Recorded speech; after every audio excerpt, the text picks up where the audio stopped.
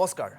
প্ৰতিদিন তেমৰে বিশেষ অনুষ্ঠানলৈ মই ৰাজদীপ চেতিয়া ফুকনে আপোনালোক সকলোকে স্বাগতম জনাইছো ভদ্ৰা আইএএছ একাডেমি আৰু এই ভদ্ৰা আইএএছ একাডেমিৰ বিষয়ে নতুনকৈ ৰাজ্যবাসীক চিনাকি কৰি দিয়াৰ বা কোৱাৰ বিশেষ প্ৰয়োজন নাই ভদ্ৰা আইএএছ একাডেমিয়ে নিজেই নিজৰ পৰিচয় ইতিমধ্যে ৰাজ্যবাসীৰ আগত দাঙি ধৰিবলৈ সক্ষম হৈছে নিজৰ সফলতাৰ জৰিয়তে ভদ্ৰা আইএএছ একাডেমিয়ে বিভিন্ন দিশত তেওঁলোকে সফলতা লাভ কৰি তেওঁলোকে ইতিমধ্যে আগবাঢ়ি গৈছে আৰু তেওঁলোকৰ যিসমূহ ছাত্ৰ-ছাত্ৰী অসামৰিক সেৱাৰ বিভিন্ন পৰীক্ষাত অৱতীৰ্ণ হোৱা তেওঁলোকৰ ছাত্ৰ-ছাত্ৰীসকলে বিশেষভাৱে সফলতা লাভ কৰি সেই শিক্ষানুষ্ঠানখনক বহু ওপৰলৈ লৈ গৈছে ভদ্ৰা আইএএছ একাডেমিৰ 2018 বৰ্ষতে 58 গৰাকীকৈ শিক্ষাৰ্থী এই প্ৰশাসনিক সেৱাৰ পৰীক্ষাত উত্তীৰ্ণ হৈ সুনাম কঢ়িয়াই ৰাজ্যৰ ভিতৰতে এটা বিৰল কৃতিত্ব গঢ়িবলৈ সক্ষম হৈছিল সেই ভদ্ৰা আইএএছ একাডেমি সন্দৰ্ভতে আজি আমি কিছু কথা পাতিম আৰু ভদ্ৰা আইএএছ একাডেমিৰ এই বিশেষ অনুষ্ঠানটোত আজি আমি কিছু ব্যতিক্ৰম চিন্তাৰ প্ৰয়োগ কৰিছো কাৰণ তিনিগৰাকীকৈ প্ৰশাসনিক সেৱাৰ পৰীক্ষাৰ বাবে প্ৰস্তুতি চলাই থকা শিক্ষাৰ্থীক আজি আমি এফালে লৈছো আনফালে আমি তিনিগৰাকী ভদ্ৰা আইএএছ একাডেমিৰ লগত জড়িত কৰ্মকৰ্তাক আমি আজি অনুষ্ঠানটোৰ অতিথি কৰিছো বা ভদ্ৰা আইএএছ একাডেমিৰ শিক্ষকক আমি অনুষ্ঠানটোৰ অতিথি কৰিছো আৰু সেই ছাত্ৰ-ছাত্ৰী তিনিগৰাকীৰ পৰা আমি যিসমূহ প্ৰশ্নৰ উত্তৰ জনাৰ চেষ্টা কৰিম সেই প্ৰশ্নসমূহ বা তেওঁলোকে যিসমূহ উত্তৰ দিব সেই উত্তৰসমূহৰেই সবিশেষ বিশ্লেষণটো বা ছাত্ৰ-ছাত্ৰীসকলে যিটো ক'ব যে আমি কিয় সমস্যাৰ সন্মুখীন হৈছোঁ বা কি সমস্যা পাইছোঁ সেই সমস্যাসমূহ নাইকিয়া কৰাৰ সেই উপায়টোৱেই আমি ভদ্ৰা আইএএছ একাডেমিৰ এই শিক্ষকসকলৰ পৰা লোৱাৰ চেষ্টা কৰিম গতিকে মই প্ৰথমে চিনাকি কৰি দিব বিচাৰিছোঁ আমাৰ সৈতে আছে ভদ্ৰা আইএএছ একাডেমিৰ তিনিগৰাকীকৈ শিক্ষক ক্ৰমে হৈছে ওমকাৰ বৰপাত্ৰ গোহাঁই তেখেতক মই অনুষ্ঠানলৈ স্বাগতম জনাইছোঁ আমাৰ সৈতে পুনৰবাৰ আছে শুভদীপ দাস আমি শুভদীপ দাসক অনুষ্ঠানলৈ স্বাগতম জনাইছোঁ আমাৰ সৈতে আছে জেমছ চেলভাৰাজ তেখেত প্ৰায় আমাৰ সৈতে থাকেই অনুষ্ঠানটোত আৰু তেখেতক আজি পাইছোঁ আমি অনুষ্ঠানটোলৈ স্বাগতম জনাইছোঁ তাৰ সমানে সমানে আমি তিনিগৰাকী যিহেতু শিক্ষাৰ্থীক মাতি আনিছিলোঁ বুলি ইতিমধ্যে কৈছোঁ আমি নগাঁৱৰ এগৰাকী ছাত্ৰ আৰিফ আহমেদ তেওঁ মাছ কম ডিপাৰ্টমেণ্টৰ আছিল আৰু এতিয়া চিভিল ছাৰ্ভিচেছৰ বাবে তেওঁ প্ৰস্তুতি চলাই আছে সেই আৰিফ আহমেদক চিনাকি কৰি দিলোঁ ভনিতা বৰ্মন তেওঁ আছিল বটানীৰ এগৰাকী ছাত্ৰী আৰু এতিয়া তেওঁ নলবাৰীৰ সেই ভনিতা বৰ্মনে তেওঁ প্ৰস্তুতি চলাই গৈছে প্ৰশাসনিক সেৱাৰ পৰীক্ষাৰ বাবে ভনিতা বৰ্মনক স্বাগতম জনাইছোঁ সমান্তৰালকৈ ফিজিক্সৰ এজন ছাত্ৰ আৰু বৰ্তমান চিভিল ছাৰ্ভিচেছৰ বাবে প্ৰস্তুতি চলাই থকা নগাঁৱৰ মৌচুমজ্যোতি বৰাক আমি অনুষ্ঠানলৈ স্বাগতম জনাইছোঁ এই ছগৰাকী অতিথিক আজি আপোনালোকৰ সন্মুখত লৈ আমি বিশেষ আধা ঘণ্টাত আপোনালোকৰ লগত কিছু কথা পতাৰ চেষ্টা কৰিম মই প্ৰথমেই আৰিফ আহমেদৰ পৰা আৰম্ভ কৰিব বিচাৰিছোঁ মোৰ বাওঁফালে আৰিফ আহমেদ আছে আৰু আৰিফ আহমেদৰ পৰা আৰম্ভ কৰিব বিচাৰিছোঁ যিটো আপোনাৰ আমি কৈছোঁৱে যে আপুনি মাছ কমৰ পৰা আহিছে গতিকে মই আপোনাৰ পৰা জানিব বিচাৰিম যে যিটো গ্ৰেজুৱেশ্যনৰ কোৰ্ছ সেই গ্ৰেজুৱেশ্যনৰ কোৰ্ছটো আপোনাৰ কি আছিল স্নাতক মহলাৰ আপোনাৰ ষ্ট্ৰীমটো কি আছিল বা কোৰ্ছটো কি আছিল আৰু সেই স্নাতক মহলাৰ পৰা আহি এতিয়া আপুনি সেই যিটো চিভিল ছাৰ্ভিচেছৰ পৰীক্ষাৰ বাবে এতিয়া প্ৰস্তুতি চলাইছে তাত আপুনি কেনেকুৱা সমস্যাৰ মুখামুখি হৈছে বা কোনবোৰ বিষয় বুজি পোৱাত আপোনাৰ বাবে কঠিন হৈছে হয় মই মাছ কমিউনিকেশ্যন ডিপাৰ্টমেণ্টৰ পৰা স্নাতকোত্তৰ ডিগ্ৰী লাভ কৰিছোঁ আছাম ইউনিভাৰ্চিটিৰ পৰা তাতে মানে মোৰ অসুবিধাটো এইটো হৈছে যে অসম লোকসেৱা আয়োগৰ পৰীক্ষাত মই অৱতীৰ্ণ হ'বলৈ কাৰণে 2021 চনৰ পৰা প্ৰস্তুতি আৰম্ভ কৰিছোঁ তাতে মানে বিশেষকৈ তাতে ব্যৱহাৰিক শিক্ষাৰ ওপৰত গুৰুত্ব দিয়া হয় আৰু সকলোবোৰ ব্যৱহাৰিক দিশৰ পৰা মই উত্তৰবোৰ লিখিব লাগে তাতে কিন্তু এতিয়া বৰ্তমান মই যিহেতু অসম লোকসেৱা আয়োগৰ পৰীক্ষাত অৱতীৰ্ণ হ'ব বিচাৰিছোঁ তাতে মানে আপোনাৰ কনচেপচুৱেল বস্তুবিলাকৰ ওপৰত বেছিকৈ গুৰুত্ব দিয়া হয় আৰু সমসাময়িক ঘটনাৰ ওপৰত সমিল মিলাই উত্তৰসমূহ লিখিব লাগে কিন্তু যিহেতু মই মাছ কমিউনিকেশ্যনৰ পৰা আহিছোঁ তাতে আনচাৰসমূহ লিখোঁতে বিভিন্ন তথা আনচাৰসমূহ লিখোঁতে যথেষ্ট সমস্যাৰ সন্মুখীন হৈছোঁ তাতে বিভিন্ন ধৰি লওক আপোনাৰ তথ্যগত দিশত আনচাৰবোৰ লিখিব লাগে আৰু সকলোবোৰ সমল যোগোৱাত বা ছাৰহঁতৰ পৰা পৰামৰ্শৰ যোগেদি মই বহুখিনি আনচাৰ লিখিবলৈ সক্ষম হৈছে ঠিক আছে মই এবাৰ জেমছ চেলভাৰাজৰ কাষলৈ তেখেতে যিটো উত্তৰ দিছে সেই উত্তৰটো সন্দৰ্ভতে সবিশেষ ক'ত কি খুঁটি নাটি আছে জনাৰ চেষ্টা কৰিম सर जो इसने आंसर बताया वो बहुत प्रॉब्लम के बारे में बताया है और दिक्कत भी सामना करना पड़ा है बताया है वो कैसे सॉल्व होगा क्या करना पड़ेगा तो मास कम्युनिकेशन में उनका जो प्रिपरेशन होता है वो प्रैक्टिकल ज़्यादा होते हैं मास कम्युनिकेशन में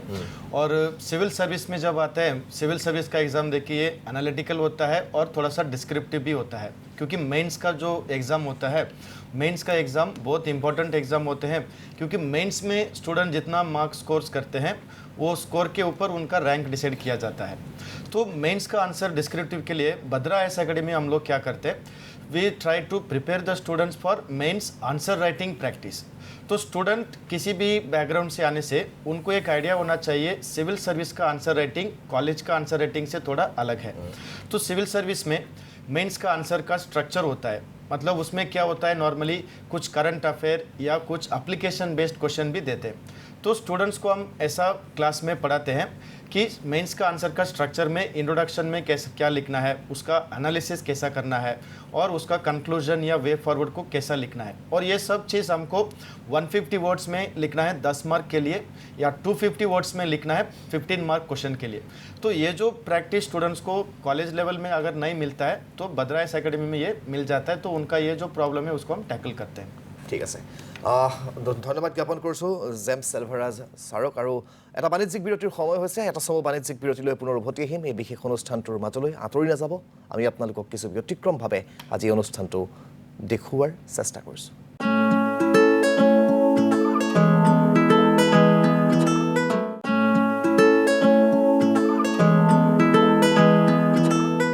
খন্তেক সময় বাণিজ্যিক বিৰতিৰ পিছত পুনৰ উভতি আহিছোঁ আমাৰ এই বিশেষ অনুষ্ঠানটোৰ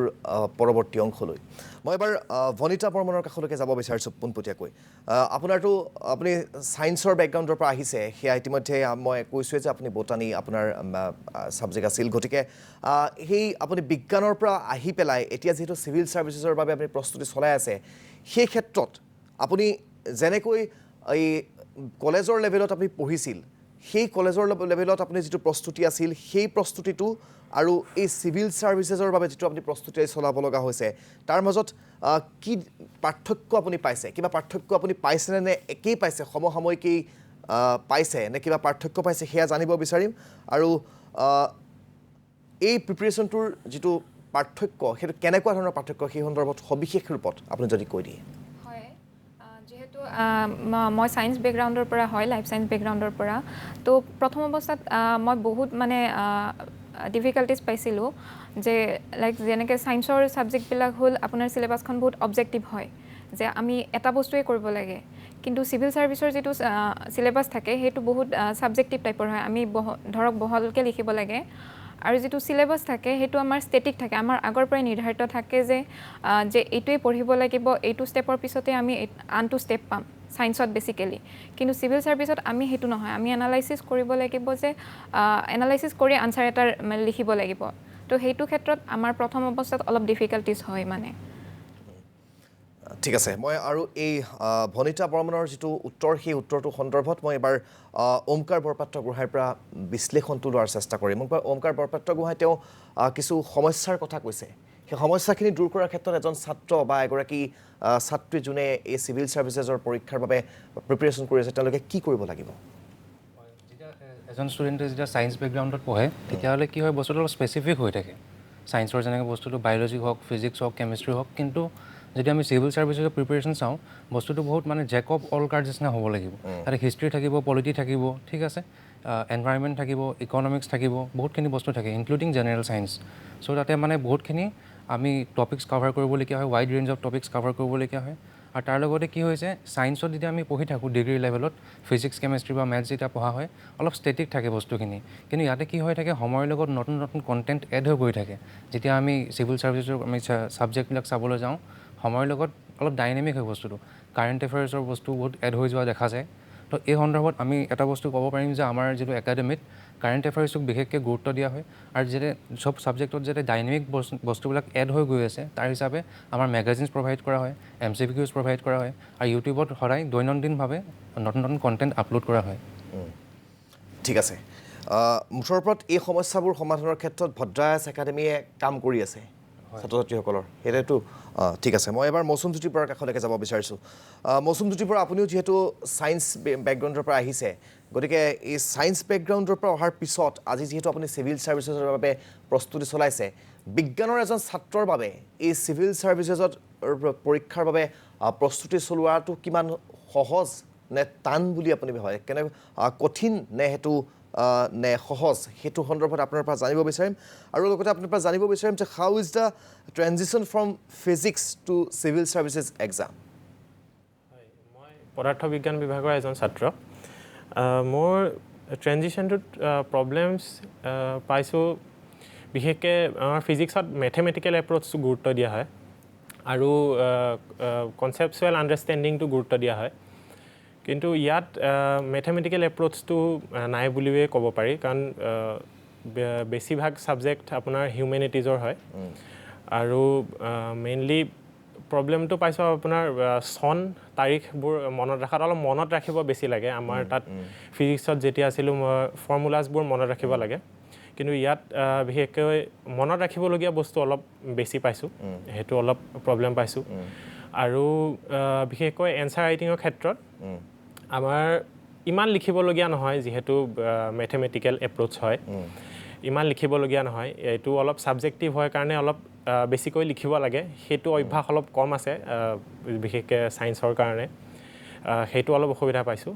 বাকী কাৰেণ্ট এফেয়াৰ্ছখিনি অলপ অসুবিধা পাইছোঁ সেইখিনি যিহেতু সদায় এড হৈ থাকে সেইকেইটাই বিশেষকৈ প্ৰব্লেম পাইছোঁ আৰু তেনেকুৱা নাই ঠিক আছে মই মৌচুম জ্যোতিৰ পৰা সেই যিটো উত্তৰ বা তেওঁ যিখিনি সমস্যাৰ কথা ক'লে সেই সমস্যাসমূহ কেনেকৈ সমাধান কৰিব পৰা যাব সেই প্ৰব্লেমখিনি কেনেকৈ নাইকিয়া কৰিব পৰা যাব সেয়া জানিবলৈ মই শুভদীপ ছাৰৰ কাষলৈ যাব বিচাৰিছোঁ কিয়া करना पड़ेगा इन लोगों को ये प्रॉब्लम सोल्व करने के लिए जैसे एस्पिरेंट ने बोला दैट उनको दो बेसिक चीज़ों में प्रॉब्लम फेस किया जा रहा है एक है मैथमेटिकल अप्रोच जो कि वो जब फिजिक्स पढ़ रहे थे तो उनके पढ़ाई का जो अप्रोच था वो मैथमेटिकल इन नेचर था जहाँ पे बहुत ज़्यादा ऑब्जेक्टिविटी था मतलब हमें अगर एक टॉपिक दे दिया गया है हमें बस we need to prove that topic like LHS equals to RHS उस टाइप से कंसेप्ट था बट यहाँ पे क्या है ना दैट कॉन्सेप्चुअल क्लैरिटी को ज़्यादा फोकस किया जाता है और काफ़ी ज़्यादा हॉलिस्टिक इन नेचर है बहुत ज़्यादा सब्जेक्टिव टॉपिक्स है राइट तो इसमें जो दूसरा उन्होंने क्वेश्चन रेज किया था अपना that is answer writing approach में क्या प्रॉब्लम फेस करना पड़ता है देखिए जैसे कि मैंने बोला that LHS equals to RHS direct to the point आप आंसर लिख रहे हो राइट बट यहाँ पे क्योंकि आपको एक क्वेश्चन को फॉर एग्जाम्पल अगर करंट अफेयर का टॉपिक है फॉर एग्जाम्पल फॉर पॉलिटिक का ही टॉपिक क्यों ना क्वेश्चन एक पूछ लिया गया राइट तो उस टॉपिक को हम लोग कैसे डिफरेंट अदर सब्जेक्ट्स के टॉपिक से भी एनालाइज कर सकते हैं कैसे उसको जोड़ के लिख सकते हैं कैसे उसमें करंट अफेयर का इंटीग्रेशन प्रॉपर कर सकते हैं that is what the main challenge here is now एक जो बहुत बड़ा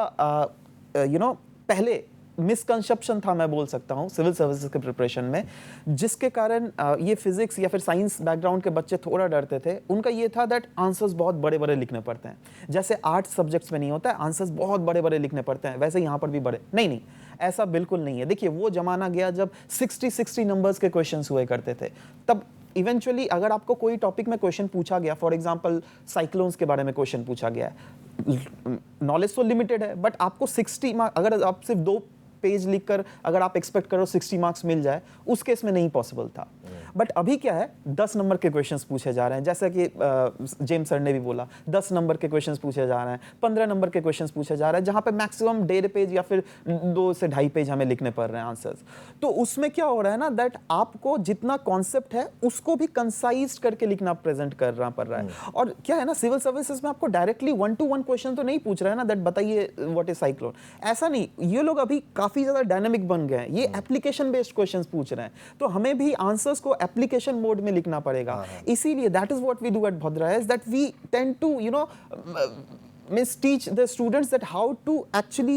concise your answers in such a manner जिससे आपको जो इतना वास्ट नॉलेज है उस नॉलेज को कंसाइज करके कैसे अच्छे से प्रेजेंट करके लिखोगे जिससे आपको मार्क्स ज़्यादा है क्योंकि अल्टीमेटली हमारा एम हो जाता है मार्क्स ज़्यादा लाने को ठीक है तो यही जो मिसकंसेप्शन था पहले में दैट बच्चों को के पास दैट हाँ you know arts K students को ज़्यादा फेवर करता है, वैसा नहीं है। साइंस के स्टूडेंट्स को बहुत ज़्यादा ऑब्जेक्टिव वे में यह फेवर करने लगा गया अभी के प्रिपरेशन फेज में। ঠিক আছে, আকৌ এটা বাণিজ্যিক বিৰতিৰ সময় হৈছে। আকৌ এটা বাণিজ্যিক বিৰতি ল'ম, তাৰপিছত আমি আকৌ সবিশেষ কথা পতাৰ চেষ্টা কৰিম।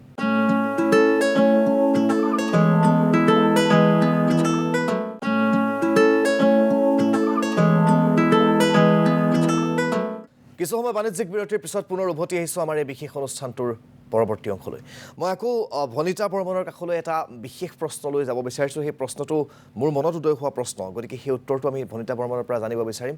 বাইদেউ, আপুনি এগৰাকী বিবাহিত মহিলা। সেই বিবাহিত মহিলা এগৰাকীৰ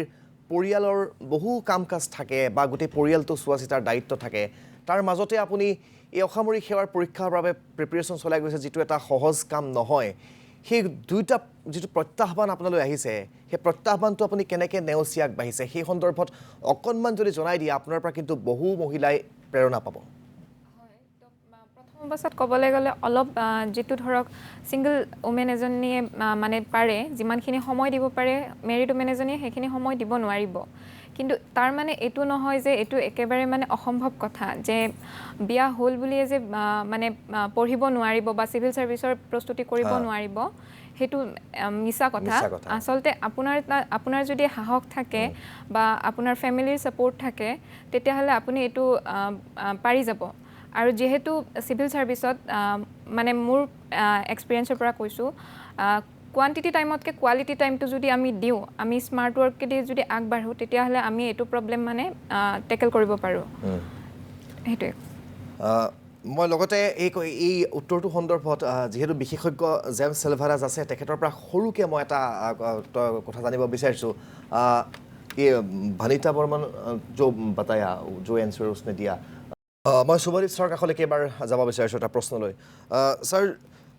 ये जो सिविल सर्विसेज का प्रिपरेशन एग्जाम में करंट अफेयर्स बहुत ज़्यादा ज़रूरी है। जो तो एक स्टूडेंट कैसे करंट अफेयर्स का प्रिपरेशन सलाह सकते हैं, वो स्टेप्स क्या है, वो जो स्ट्रेटेजी क्या है? हाँ, तो पहले तो मैं ये क्लियर कर देना चाहता हूँ दैट सिविल सर्विसेज में करंट अफेयर्स जो है ये अनकन्वेंशनल पार्ट है। कन्वेंशनल में जो नॉर्मल टॉपिक्स रहते हैं जैसे geography, history, polity, science and technology, वो तो रहते ही हैं, बट करंट अफेयर एक ऐसा एलिमेंट है जो क्या समय के साथ साथ चेंज होता है, ये डायनामिक है बिल्कुल। जैसे मैं एक छोटा सा एग्जांपल लेना चाहता हूँ। कल हमने न्यूज़पेपर में पढ़ा था that Assam CM has inaugurated Arunodaya month, right? वो अगस्त में इनॉग्रेट किया गया, राइट? बट पिछले साल अगर देख लीजिएगा that was inaugurated in the month of July, तो चेंज हुआ ना। हमें पता करना पड़ेगा ऑफ कोर्स अरुणोदय मंथ किस लिए सेलिब्रेट किया जा रहा है। वो फैक्ट्स तो अल्टीमेटली हमें प्रीलिम्स में भी मदद कर रहे हैं, हम जब मेंस में कर रहे हैं वो भी चीज़ आप एनालाइजेशन के लिए पूछा जा सकता है, और ऑफ कोर्स जब आप ये दोनों स्टेज क्लियर करके इंटरव्यू में बैठोगे उसमें भी पूछा जा सकता है, राइट? तो देखिए प्रीलिम्स का कितना ज़्यादा मतलब करंट अफेयर्स का कितना ज़्यादा इन्फ्लुएंस है आपके सिविल सर्विस के प्रिपरेशन में। एक तो ये पार्ट हो गया। अब हमें समझना पड़ेगा दैट करंट अफेयर्स जो भी हम लोग पढ़ रहे हैं क्या चीज़ पढ़ रहे हैं। ऐसा तो नहीं ना दैट पूरा पेपर न्यूज़पेपर पढ़ लीजिए, हाँ वो आप दो पॉलिटिकल पार्टी झगड़ा कर रहे हैं वो भी पढ़ रहे हैं, नहीं, वो हमारे काम का ही नहीं है। जो सिलेबस में टॉपिक दिया हुआ है उससे रिलेटेड अगर हमारा कोई कंटेंट है तो हम उसको सेग्रीगेट करके पढ़ेंगे ना। सवाल होता है आपको ये पता कैसे चलेगा? We are there for you at Bhadra S academy का यूट्यूब चैनल। हम लोग मेक श्योर करते हैं दैट वो सारे इंपॉर्टेंट पॉइंट्स, कोई भी अगर इंपॉर्टेंट एनालिसिस बेस्ड अगर जो प्रीलिम्स, मेंस या फिर इंटरव्यू में आपका मदद कर सके, हम लोग सब कुछ चीज़ें वही चीज़ आपको प्रोवाइड कर पा रहे हैं। जिसमें जो नॉर्मल आपका जो सिलेबस होता है जिसमें GS1, GS2, GS3, GS4, GS5, ठीक है, ऑप्शनल सब्जेक्ट भी होता है, अगर उससे चीज़ों को रिलेट कर सकते हैं तो we will make sure to relate that for you, जिससे आपका ये जर्नी ईजी हो जाए। नाउ एक दूसरा जो आपने क्वेश्चन पूछा था वो टिप्स और क्या स्ट्रैटेजी होना चाहिए। देखिए सिंपल जो स्ट्रैटेजी होना चाहिए करंट अफेयर्स के फोकस में, वो मैं जो बोलूँगा दैट आप जो भी करंट अफेयर पढ़ रहे हैं, जैसे कि मैंने पहले ही बोला, you need to stick to that syllabus. और आपको मेक श्योर कीजिएगा दैट क्या होता है ना दैट मेंस के आंसर्स में आपको बहुत सारे एनालिसिस पॉइंट्स निकले पड़ते हैं ना। तो कोई भी आप अगर न्यूज़ पढ़ रहे हैं ना उसका प्रॉपर एनालिसिस कीजिए। देखिए अगर कोई भी चीज़ हो रहा है तो उसको हम लोग जो चीज़ें घट रही है हमारे सोसाइटी में उससे हम लोग कैसे रिलेट कर सकते हैं अपने सिलेबस के साथ। मैं आपको जेम्स सेल्वाराजर का लेके आई हूँ। सर, जो एग्जाम्स होता है जो कॉलेज या यूनिवर्सिटीज कंडक्ट करते हैं, वो एग्ज़ाम से जो सिविल सर्विसेज का जो एग्ज़ाम है वो कैसे डिफरेंट है? हाँ, कॉलेज का एग्ज़ाम्स, यूनिवर्सिटी का एग्ज़ाम अभी क्या होता है, हर यूनिवर्सिटी का सिलेबस पहले अलग होता है। अगर कोई गुवाहाटी यूनिवर्सिटी में पढ़ेंगे या कोई नेहरू में पढ़ेंगे या कोई अलग अलग यूनिवर्सिटी का सिलेबस अलग अलग होता है। इंडिया में ऐसा कुछ स्टैंडर्डाइज्ड सिलेबस नहीं है, ये सबसे बड़ा प्रॉब्लम हो गया। सिविल सर्विस में क्या होता है, सिविल सर्विस का जो सिलेबस है वो फिक्स सिलेबस है। असम में एपीएससी का पहला जो सिलेबस था वो बहुत थोड़ा, मैं इकोनॉमिक्स सब्जेक्ट का बोल सकता हूँ कि उनका सिलेबस बहुत कम था। अभी वही इकोनॉमिक्स सब्जेक्ट का सिलेबस देखिए, एपीएससी का एग्ज़ाम यूपीएससी लेवल में आ गया। मतलब क्या है, अगर यूनिवर्सिटी में कुछ सब्जेक्ट पढ़ाते हैं या नहीं पढ़ाते हैं उसका सवाल नहीं है, क्योंकि सिविल सर्विस में वो सब्जेक्ट हमको कवर करना ही पड़ेगा। तो एग्ज़ाम का पॉइंट ऑफ व्यू भी देखिए। फॉर एग्जांपल यूपीएससी का एग्ज़ाम का क्वेश्चन देखिए, ये लास्ट 2 इयर्स एक क्वेश्चन आया था, जीएसटी का जो कॉम्पनसेशन एक्ट है उसमें सेंटर स्टेट के बीच में कॉन्फ्लिक्ट क्या था। ऐसा जो टॉपिक है हम ग्रेजुएशन में या पोस्ट ग्रेजुएशन में नहीं पढ़ते, हम पढ़ते हैं जीएसटी क्या है, जीएसटी का सिस्टम क्या है। अगर कोई स्टूडेंट कॉमर्स का स्टूडेंट है वो सिर्फ पढ़ेगा जीएसटी का रूल्स क्या है, लॉस क्या है, उसको एंट्री कैसा करना है। लेकिन सिविल सर्विस का एग्ज़ाम में क्या होता है, वो लोग करंट अफेयर या क्या बोलते हैं एनालिटिकल प्रॉब्लम जो अभी अभी हुआ था वो पूछ लेते हैं। वैसा भी यूपीएससी का रिसेंटली एग्ज़ाम में पूछा गया था, इंडियन इकोनॉमी में वी शेप रिकवरी क्या होता है, इसका फैक्टर्स क्या है। अभी देखिए ऐसा सब्जेक्ट क्या होता है, कॉलेज में ज़्यादा हम फोकस नहीं करते, लेकिन सिविल सर्विस में इसका फोकस ज़्यादा होता है। तो कॉलेज एग्ज़ाम और सिविल सर्विस एग्ज़ाम में मैं स्टूडेंट्स को सिर्फ इतना बताना चाहता हूँ, कॉलेज का एग्ज़ाम में हम कुछ स्टैटिक सब्जेक्ट या उसका फीचर्स, कैरेक्टरिस्टिक, उसका एनालिसिस करते हैं, लेकिन सिविल सर्विस में उसका एप्लीकेशन और करंट प्रॉब्लम सॉल्विंग अप्रोच ज़्यादा होता है। That is the key difference between graduation subject study point of view and civil service preparation. ঠিক আছে, মই এবাৰ ওমকাৰ বৰপাত্ৰগোহাঁইৰ কাষলৈকে আহিছোঁ। দেখিবলৈ পোৱা গৈছে যে যি অসামৰিক সেৱাৰ পৰীক্ষাৰ যিখন চিলেবাছ, সেই চিলেবাছতে চি ছেটৰ নতুনকৈ সংযোজন হৈছে। সেই চি ছেটৰ প্ৰিপেৰেশ্যনৰ ক্ষেত্ৰত কেনেকুৱা সমস্যা ছাত্ৰ ছাত্ৰীৰ মুখামুখি হ'ব পাৰে, বা যিসকল আৰ্টছ আৰু কমাৰ্চ বেকগ্ৰাউণ্ডৰ পৰা আহিছে সেইসকল ছাত্ৰ ছাত্ৰী কেনেকুৱা সমস্যাৰ সন্মুখীন হ'ব পাৰে, তেওঁলোকৰ সেই সমস্যাবোৰ সমাধান কৰাৰ কৌশল হিচাপে আপুনি কি ক'ব? চিছেট পেপাৰ হৈছে, চিছেট পেপাৰখনৰ ফুল ফৰ্ম হৈছে চিভিল ছাৰ্ভিচেছ এপ্টিটিউড টেষ্ট। তো ইয়াতে কি কৰা হয়, চিভিল ছাৰ্ভিচেছৰ কাৰণে কেণ্ডিডেটছৰ ওচৰত লাগতিয়াল যিখিনি এপ্টিটিউড আছে, স্কিল যিখিনি আছেনে নাই তাত টেষ্ট কৰা হয়। কিন্তু লগতে এখন কোৱালিফাইং পেপাৰো হয়। কোৱালিফাইং পেপাৰ মানে কি, যদি এটা আমি বেছিক মাৰ্কছ নাপাওঁ, মানে 66 মাৰ্কছ যদি আমি স্ক'ৰ নকৰোঁ, তেতিয়াহ'লে ছাত্ৰ ছাত্ৰীসকলে মেইনছ পৰীক্ষাত মানে বহিব নোৱাৰিব। চ' তাৰ কাৰণে কিছুমান যিখিনি এৰিয়াজ আছে য'ত ডিফিকাল্টিজ যেনেকৈ ষ্টুডেণ্টছবিলাকে ফেচ কৰে, যেনেকৈ হৈছে চবতকৈ প্ৰথমতে আমি ক'ব বিচাৰিম যে এটা ফিয়াৰ এটা আছে চবৰ মাজতে, যে চিছেট পেপাৰখন ক্লিয়াৰ নহ'ব নেকি, সেইটো চব ষ্টুডেণ্টছৰ মাজত এটা ফিয়াৰ দেখা যায়। তাৰপিছত আৰু এটা বস্তু আমি মন কৰিব পাৰোঁ যে ইউপিএছচি হওক বা এপিএছচি হওক, একো ডিটেইল ছেকশ্যনেল চিলেবাছ আমাক দিয়া নাই, যে কোৱান্টিটেটিভ এপ্টিটিউডছত কি আহিব,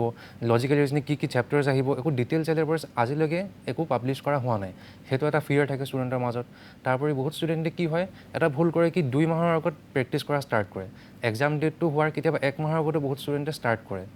তো তেনেকুৱা কিছুমান তেতিয়া অলপ ষ্ট্ৰেটেজি, আৰু কি হয় কাৰেক্ট ষ্ট্ৰেটেজি বহুতে ফ'ল' কৰা আমি দেখা নাযায়। কাৰেক্ট আৰু ইফেক্টিভ ষ্ট্ৰেটেজি নহ'লে কি হ'ব, আমাৰ GS 1ৰ কাৰণে যিটো টাইম থাকে সেইটো টাইমটো কমি যায়। আমি এনেকুৱাকৈ কোৰ্চটো ডিজাইন কৰিছোঁ ভাদ্ৰা IAS একাডেমীত, যাতে আমি 1500টা কুৱেশ্যন যাতে আমি গোটেই কোৰ্চত আমি কৰিব পাৰোঁ ইন ক্লাছৰুম অনলি। এতিয়া সেই প্ৰেক্টিছৰ থ্ৰুদি কি হৈ যায়, আৰ্টছৰ বেকগ্ৰাউণ্ড হওক বা ছায়েন্সৰ বেকগ্ৰাউণ্ড হওক বা কমাৰ্চৰ বেকগ্ৰাউণ্ড হওক, চবেই কি হৈ যায়, বহুত ইজিলি কুৱেশ্যনবিলাক অলপ ইউজটো হৈ যায়। ধন্যবাদ জ্ঞাপন কৰিছোঁ ওমকাৰ বৰপাত্ৰগোহাঁই। এবাৰ শেষৰটো প্ৰশ্নলৈ মই জেব सेल्फराजर काखले যাব বিচাৰিছোঁ। डिफरेंट बैकग्राउंड से आप लोगों के पास जो स्टूडेंट्स आता है, उन लोगों को आप कैसे कैसे तैयार करते हैं एग्ज़ाम्स के लिए, और भद्रा IAS एकेडमी का जो सक्सेस है वो सक्सेस कैसे आते हैं? तो पहला चीज़ ये है, आपने सही बोला था कि जो स्टूडेंट हमारे पास एकेडमी में एडमिशन लेते हैं वो सब एक ही बैकग्राउंड का नहीं होता है, क्योंकि कॉलेज में क्या होता है, आर्ट्स का स्टूडेंट आर्ट्स का ही होता है, साइंस का साइंस का ही होता है। हमको क्या करना पड़ता है, आर्ट्स, साइंस, कॉमर्स सभी स्टूडेंट्स को एक साथ करके उनको सिविल सर्विस का क्लासेस टीचिंग करना पड़ता है। तो हम लोग क्या करते हैं, पहले हम लोग सिलेबस बनाते हैं, एग्ज़ाम में क्या क्या टॉपिक पूछा जाता है बार बार, वो जो इंपॉर्टेंट टॉपिक्स क्या है, ये पूरा टॉपिक हमने सिलेबस बना के स्टूडेंट्स के हाथ में दे देते हैं। तो स्टूडेंट्स को पता है, अगर वो हिस्ट्री पढ़ रहा है या ज्योग्राफी पढ़ रहा है रहा है उसमें सिलेबस क्या है, एग्जैक्टली क्या पढ़ना है, तो स्टूडेंट्स का फोकस उसमें आ जाता है। तो एक चैप्टर या 2 चैप्टर कंप्लीट होने के बाद हम लोग क्या करते हैं, स्टूडेंट्स का उस चैप्टर के ऊपर टेस्ट लेते हैं, उसको हम बोलते हैं टेस्ट सीरीज। उसमें स्टूडेंट्स को पता चलता है सिविल सर्विस का प्रिपरेशन में क्वेश्चंस कैसे आते हैं और मल्टीपल चॉइस क्वेश्चंस क्या होते हैं, उसका आंसर कैसा फोकसली देना पड़ता है। वैसा ही मेंस का प्रिपरेशन के लिए हम लोग क्या करते हैं, 2-3 यूनिट खत्म होने के बाद उसका मेंस का आंसर राइटिंग प्रैक्टिस क्लास में लेते हैं, उसका एग्जाम भी लेते हैं। तो उसमें स्टूडेंट खुद को इवैल्यूएट करता है, तो उसके द्वारा क्या होता है, हमारा सक्सेस रेट भी बढ़ गया। ঠিক আছে আৰু এনেকৈ ভদ্ৰা IAS একাডেমীয়ে নিজৰ সফলতাৰ দিশত আগবাঢ়ি গৈছে। আমি এই বিশেষ অনুষ্ঠানটোত তিনিগৰাকী শিক্ষাৰ্থী বুলিয়ে কৈছোঁ, তেওঁলোকে যিহেতু প্ৰিপেৰেশ্যন চলাই আছে, তিনিগৰাকী শিক্ষাৰ্থী আৰু তিনিগৰাকী বিশেষজ্ঞৰ সংযোগ ঘটাই তেওঁলোকৰ সমস্যাসমূহ বা যিসকল ছাত্ৰ ছাত্ৰীয়ে সমস্যাৰ সন্মুখীন হৈছে তেওঁলোকৰ সমস্যাসমূহ আমি কেনেকৈ সমাধান কৰিব পৰা যায় বিশেষজ্ঞসকলৰ পৰা জনাৰ চেষ্টা কৰিলোঁ, আৰু ভদ্ৰা IAS একাডেমী সন্দৰ্ভতো আমি কিছু কথা জনাৰ চেষ্টা কৰিলোঁ। আৰু আমি আশা কৰিছোঁ আপোনালোকক এই অনুষ্ঠানটোৱে উপকৃত কৰিব, আৰু যিসকল ছাত্ৰ ছাত্ৰীয়ে তেওঁলোকে ভৱিষ্যতৰ দিনত এই অসামৰিক সেৱাৰ পৰীক্ষাত অৱতীৰ্ণ হ'ম বুলি ভাবিছে তেওঁলোকৰ বাবেও যথেষ্ট সহায়ক হ'ব বুলি আশা কৰিছোঁ। আৰু এই আশাৰে অনুষ্ঠানটোৰ পৰা বিদায় মাগিছোঁ। নমস্কাৰ।